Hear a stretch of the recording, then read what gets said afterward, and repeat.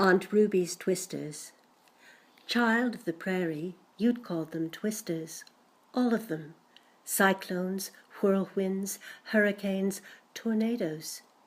Timid girl in a gingham apron, sunbonnet framing your sallow cheeks, so like the applique on the patchwork quilt you left me.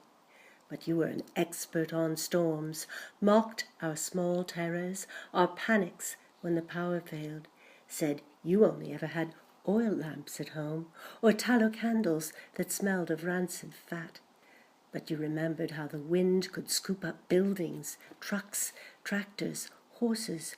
How one minute you'd be scattering grain for the chickens, a dented bucket banging against your bony knees, and the next minute the sky could rile up out of nowhere. And you'd hear Ma call you to round up the chickens, and you'd run, tripping and shivering, the dust dancing under your bare feet, the ping of the first drops of rain on your empty bucket. But most of all, you remembered the horses.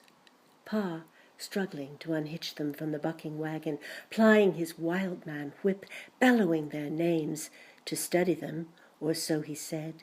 Betsy, Blackie, Ned, and old Sally, tangled manes flying, flanks glossy with sweat and downpour.